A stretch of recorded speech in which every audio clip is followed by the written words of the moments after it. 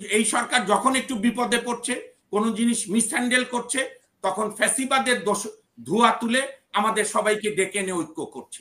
এইভাবে করলে না খায়রুল হকের বিচার আপনি করতে পারবেন, না আপনি জনগণের সামনে কোনো বিকল্প উপস্থাপন করতে পারবেন। পুলিশ সচিবালয়ের ব্যারিকেড ভেঙে ছাত্ররা ঢুকে গিয়ে এলোপাথারি গাড়ি ভাঙচুর করছে। শোনেন, সচিবালয় হচ্ছে রাষ্ট্রের নার্ভ সেন্টার, এটা কোনো সরকারের না, জনগণের নার্ভ সেন্টার। আপনি সচিবালয়ের নিরাপত্তা যদি প্রোভাইড না করতে পারেন, এটার মাধ্যমে কি আপনি এই সিগন্যাল দিচ্ছেন যে আইন শৃঙ্খলা আমি পাচ্ছি না? এটা একটি গভীর প্রশ্নের বিষয় এবং গভীর উদ্বেগের বিষয়। এটা কি ইচ্ছাকৃত, নাকি এইটা আসলে এই উপদেষ্টা পরিষদের নৈতিক ব্যর্থতা বা তাদের যোগ্যতার অভাব? পার্লামেন্টে প্রত্যেক দিন নেতা নেত্রীর বন্দনা, কারণ ওই যে নিজেরা চোর, নেত্রীকে খুশি রাখতে হবে, সভাপতিকে খুশি রাখতে হবে, চেয়ারম্যানকে খুশি রাখতে হবে। এই যে তোষামোদ এবং পদলেহনের রাজনীতি, এইটা অন্যান্য জায়গায় হয়তো সময় লাগবে, অন্তত আমাদের পবিত্র পার্লামেন্টে 300 আসনে আমরা সত্যিকার অর্থে 300 মেম্বার অব দি পার্লামেন্ট দেখতে চাই, যাদের দেখলে মন থেকে সালাম দেব।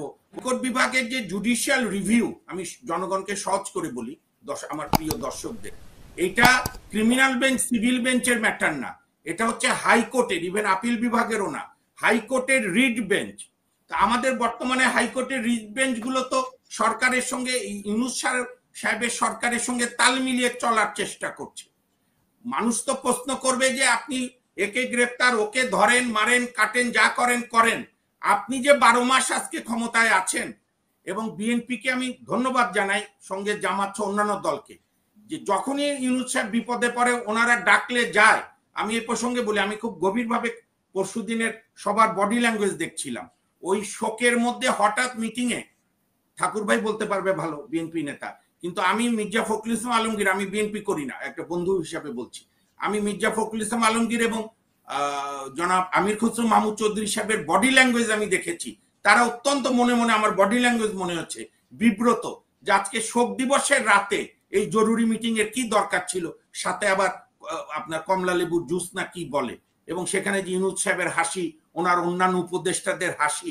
আপনি জাতিকে শোক দিবস ঘোষণা করলেন, কি এমন জরুরি হয়েছিল যে মিটিং শোক দিবসের দিন, যেমন আমরা ধন্যবাদ জানাই আমাদের মাননীয় প্রধান বিচারপতি, অত্যন্ত মানবিক হৃদয় জনাব রেফাত আহমেদ, উনি ওই দিন কোর্ট অর্ধবেলা ছুটি করে দিয়েছে যাতে শোকের প্রতি শ্রদ্ধা। সেইখানে ওই রাতে মিটিং করার কি যুক্তি আছে? তাহলে তো বর্তমান সরকারের তো এখন হানিমুন পর্ব বহু আগে শেষ। আপনার তো তাদেরকে তো আর কতদিন আপনি একটু একটু করে কাজ করতে দিয়ে তারা চাচ্ছে কি? এই 12 মাসে বিচার বিভাগে সংস্কারের কোনো কিছু আমাদের সামনে আপনার ঘনীভূত হয়নি বা দৃশ্যমানই হয়নি। আমাদের বিচারপতি শাহ আবু নাঈম মোহাম্মদ মমিনুর রহমান সাহেব অত্যন্ত সাহসী মানুষ, উনি যে একটা চমৎকার বিচার বিভাগ সংস্কার কমিশনের রিপোর্ট দিল।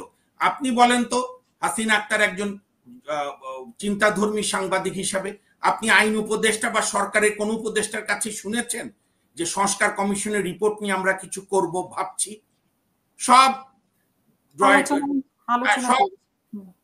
সব মাটির নিচে চাপা। আপনি এই সরকার যখন একটু বিপদে পড়ছে, কোন জিনিস মিসহ্যান্ডেল করছে, তখন ফ্যাসিবাদের ধোঁয়া তুলে আমাদের সবাইকে ডেকে এনে ঐক্য করছে। এইভাবে করলে না খায়রুল হকের বিচার আপনি করতে পারবেন, না আপনি জনগণের সামনে কোনো বিকল্প উপস্থাপন করতে পারবেন।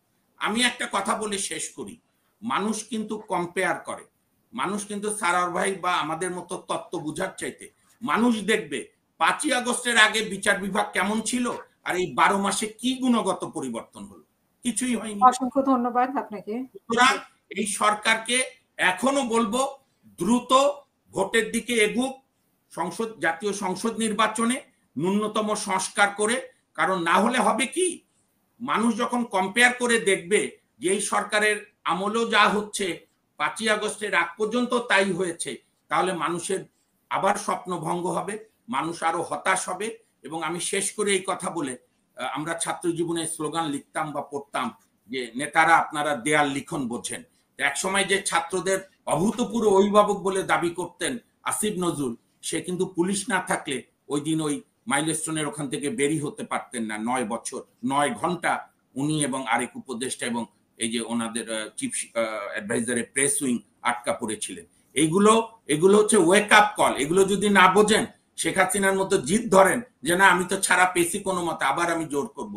আর আমি এটা বলি শেষ করি, আমি খুব অবাক দৃশ্য লক্ষ্য করলাম আমার কোর্টের সামনে, আমি পরে লাইভ টিভিতে দেখলাম, পুলিশ আমাদের কোর্টের সামনের ব্যারিকেড ভাঙতে দিল ছাত্রদের, পুলিশ প্রেস ক্লাবের সামনের ব্যারিকেড ভাঙতে দিল, পুলিশ বা আইন শৃঙ্খলা রক্ষাকারী যা যা ছিল, পুলিশ সচিবালয়ের ব্যারিকেড ভেঙে ছাত্ররা ঢুকে গিয়ে এলোপাথারি গাড়ি ভাঙচুর করছে।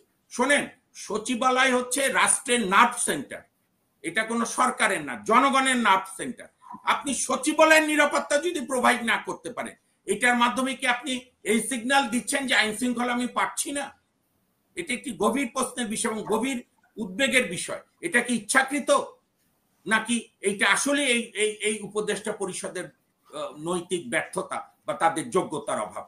এই তো এই যে এত ডাকাক করে যে বহু বার মিটিং টিটিং করে পদ্মায় অতিথিশালায় রাষ্ট্রীয় খরচে যে ব্যয় হচ্ছে, সেই দিক থেকে অন্তত এমপিদের কাজটা যদি একটা বিধিবদ্ধ আইনের মধ্যে নিয়ে আসে, যেমন একটা ভালো শুনেছি, আমরা তো সব বলেও না, একটা ঐক্যমত হয়েছে সব দলের মধ্যে যে আর্টিকেল 70 এই 70 অনুচ্ছেদের ব্যবহার হবে শুধুমাত্র বাজেট পাস এবং নো কনফিডেন্স মোশনে ভোট দেওয়ার সময়।